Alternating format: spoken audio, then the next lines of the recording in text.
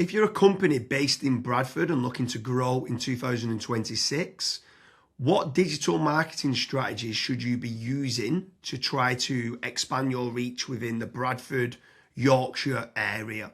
Should you be using a Bradford SEO agency or a Bradford PPC agency, or looking to use an external lead generation service to generate you more leads in the Bradford area?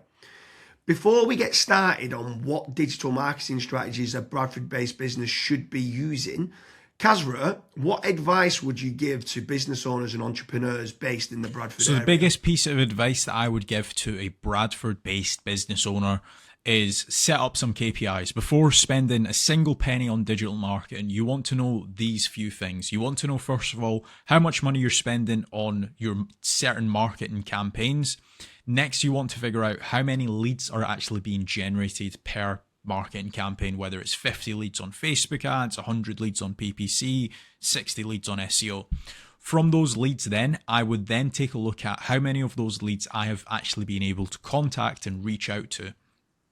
And then the last thing that I would be taking a look at is how much money or how many of those leads have I actually been able to convert into a paying customer.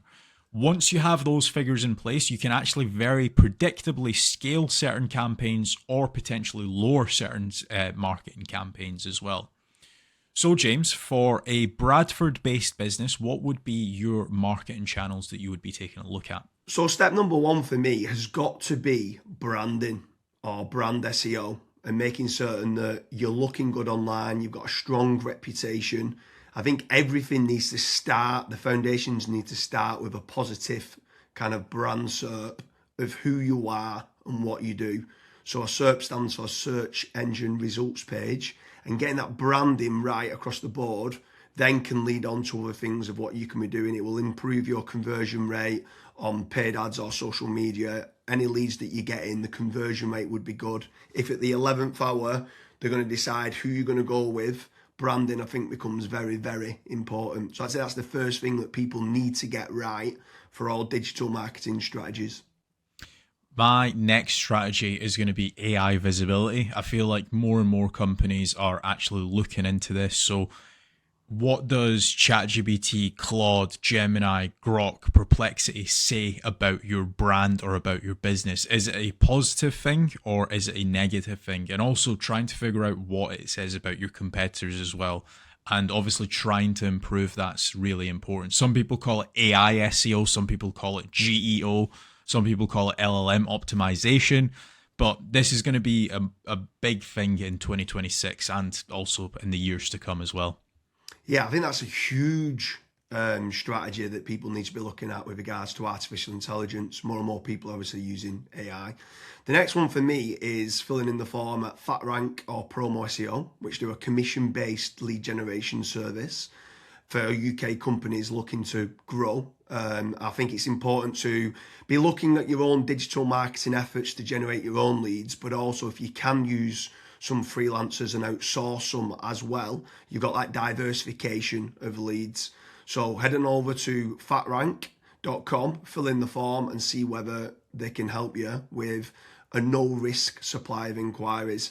Promise you'll also do a very similar performance-based lead generation service as well that you might want to fill in the form with there, and just double check whether you can go and get a third-party lead generation company to top up and start generating you some leads for your business to grow in 2026.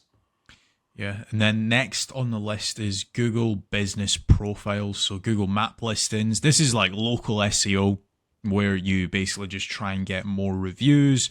You build out your Google Business Profile in your local area. Now, there's pros and cons to this. I think the biggest pro is that once it is actually ranking, you're going to be consistently generating leads. However, to get from nowhere, like let's say you do not have a Google Maps listing at all, to get it ranking to position number 1, the issue you've got with that is there might be, let's say, a 60 or 100 review deficit. And to obviously get those reviews, you need leads. So it's one of those things. It's like the chicken and the egg. I for one just think it's good for personal branding or for branding of your company. So always try and get the Google Maps listing, but you should always know the pros and cons to it as well. Yeah, for certain. If you're in a local area, you want to try and get those local maps listing. For me, you need to be omni-channel and omnipresent. Yeah. I think the next part is SEO in general, so organic SEO. Can you be building up your website to try and get your website ranking better? If you are in local area, you might want to do your service with the area of where you cover. So like plumbing in Manchester, create a page for that. Hopefully then share that on the Google business profile of what you mentioned. But trying to get organic rankings, the amount of search volume that people are out there searching for different services of what you do, or it could be some blog posts that you could be doing as well.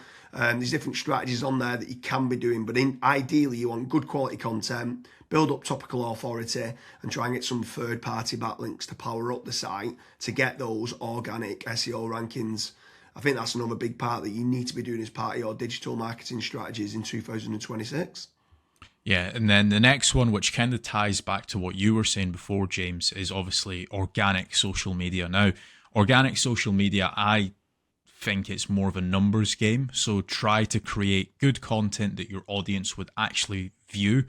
Like I see this time and time again where I look at brands and they've just published maybe 4 or 5 posts on their Instagram profile and they've not been active for 3 years, right? That's not going to drive you sales. But if you can do how-tos, if you can do guides, maybe you can do before and afters, right?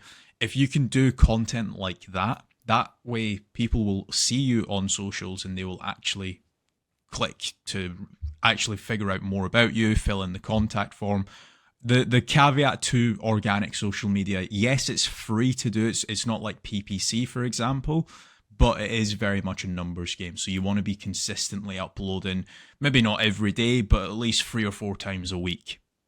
Yeah, for sure. On the subject of social media, paid social ads as well is massive. I'm a massive advocate of the kind of the dollar a day strategy of what people talk about. So if you are going to be taking the time to be posting every day, like you mentioned there, for organic social media, just spending a few pounds on those posts and boosting it. So getting case studies, any awards that you've won as well for reputation, and starting boosting that. You can also be running retargeting ads. So if anyone's clicked through to your website, you can be running retargeting, which is paid social as well. Different places like Meta, so whether that's Facebook and Instagram, you've got Twitter, you've got YouTube, you can be running Pinterest, you can even run in places like Reddit as well for paid ads. And I think paid social media is still an untapped market for digital marketing strategies. Yeah. The next one is it's probably a love-hate relationship. It's PPC, right? Google AdWords or doing it on Bing, wherever. That's basically the sponsored results. So if you search for a service, it's above local SEO. Now, I have spoken, and both myself and James, we've both spoken to so many business owners that are either they've spent 10, 15, 20,000 pound on it, and they've not had a single result, or they might have had a few leads and it's just not been of quality. Or you've got other guys that have spent hundreds of thousands on it and they're like, it's the best thing that's ever happened to my business. Now, the reason why people are either they absolutely love it or they absolutely hate it is probably down to how it's been set up. Like there's so many different nuances to PPC, like for example, having a really proactive negative keyword list, making certain that you have a set of banned IPs. Like, for example, your competitors could be clicking on your ads and that's deemed as what's called click fraud.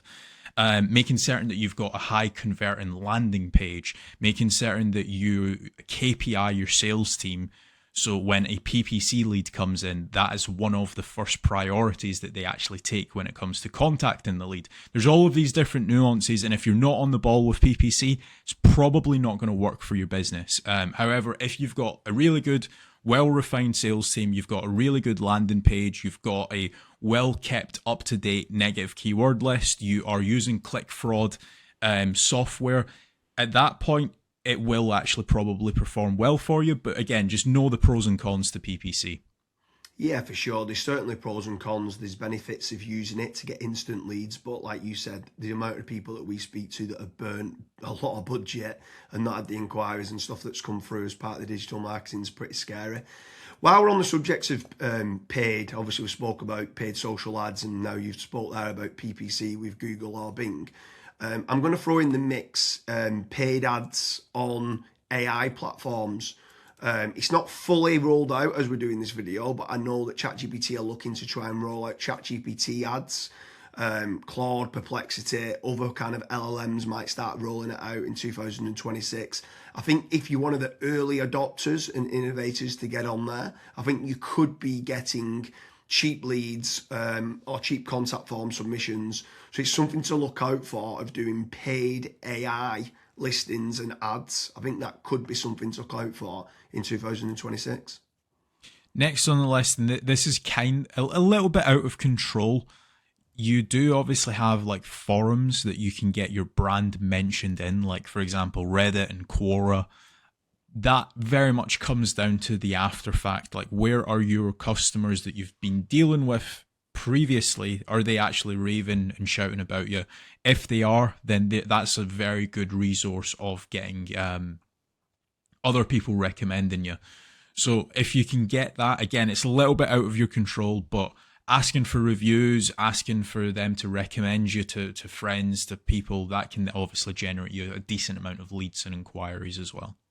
Yeah, for sure. And the add-on benefits to places like Reddit is that it's getting cited so much now in the AI overviews. So when you spoke there early on about AI visibility, if you can try to get a positive kind of lot of people talking about the products and services of what you do and some reviews on there, it's indirectly then going to help you, or directly actually is going to help you with AI visibility. And then the last one for me is tradesman websites, so like Check a Trade, Bark, or teaming up with a third party lead generation company.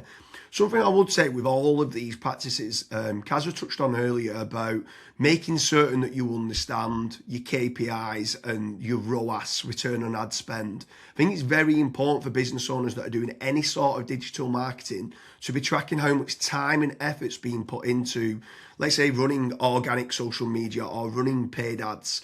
Everything should have KPIs put in place. And this is exactly the same then with tradesman websites like Check a Trade, Bark, Rated People, My Builder. These could all be amazing platforms to generate leads that could get you a positive return on investment. And if you do, you should continue to be using those platforms. There's certain lead generation companies out there as well that could generate you quite a lot of leads. They could be using organic SEO or PPC or social media ads to generate you those leads. But if they are getting you a positive return on investment, again, I'm all for it as part of your digital marketing strategies. But I just want to repeat one more time with regards to FatRank and Promo SEO.